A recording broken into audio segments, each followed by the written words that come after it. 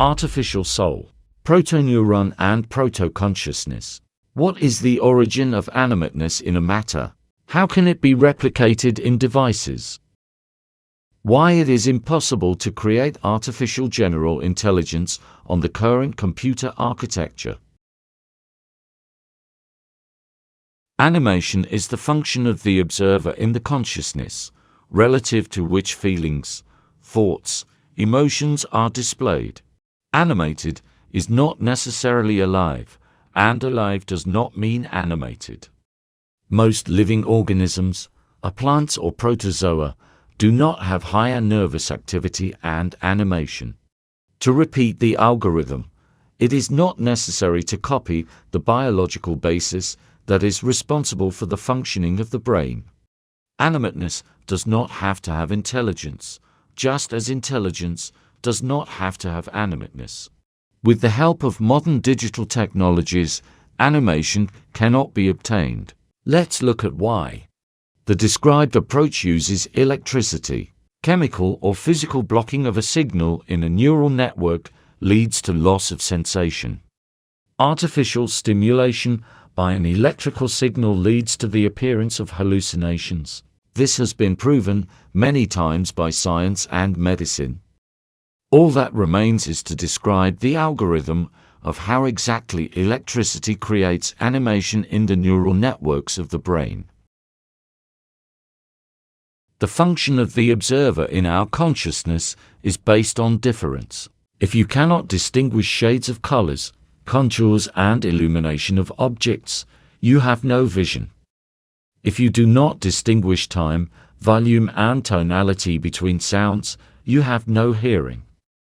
If you do not distinguish the difference between sensations, emotions, thoughts, or existence from non-existence, your consciousness does not exist. Any sensation has a set of finite possible options: colors, taste, smell, touch, and other things. If all signals are applied to the receptors at once, there will be white noise, non-discrimination. We can say that any individual sensation is a deviation from the equilibrium of the electric field in a separate sense organ.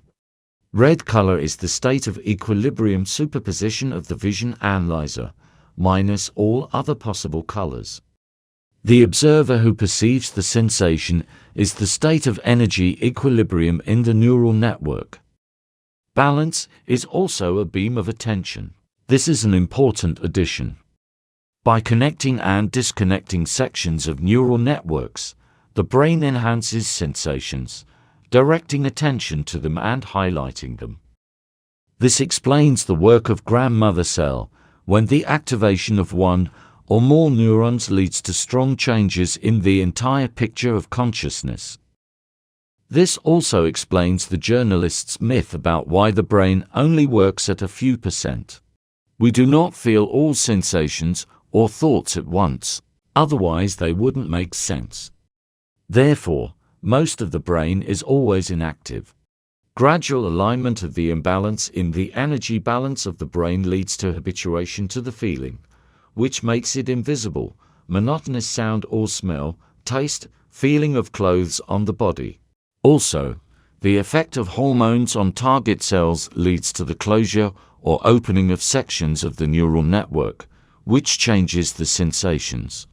Contrast plays an important role. Insect touch at rest has a greater impact on perception than injury during intense physical activity.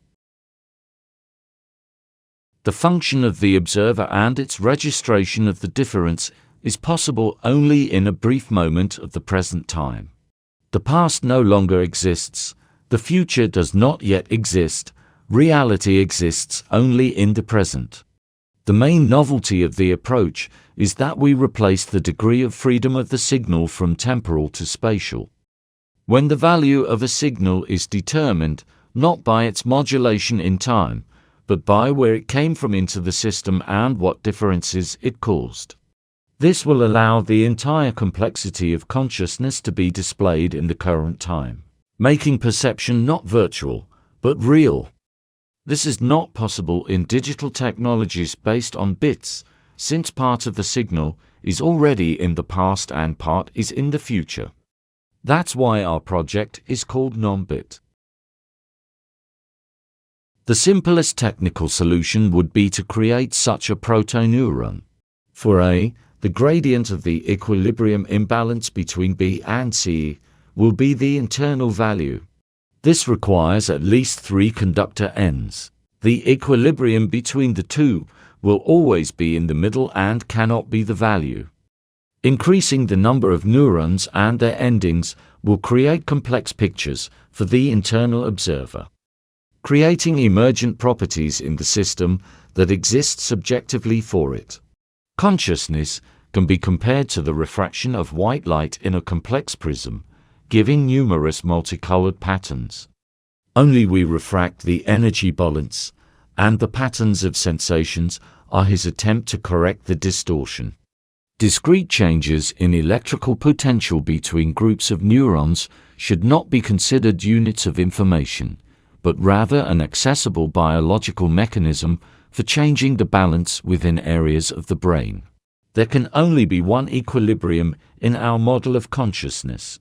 Therefore, we also have one beam of attention.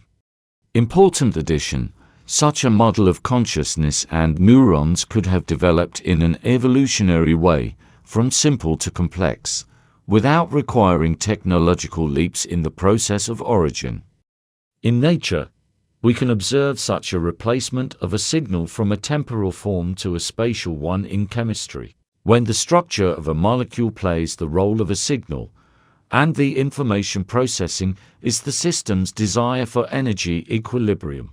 All reactions are real and occur in the present time, and our brain is just a set of complex, structured chemical substances. In order to create artificial general intelligence that is aware of itself, it is necessary to first create animacy, for which thoughts, images, logical operators that the AI will operate with will be some of the varieties of its sensations. We think that at the end of this video it became clear why this is impossible on the current computer architecture. Without animacy, artificial intelligence is just a method of combinatorics that can be repeated on punch cards or a system of wooden sieves with cells of different shapes. Chinese room, brain in a vat, Mary's room, Turing test and other cognitive paradoxes have no relation to the proposed technology.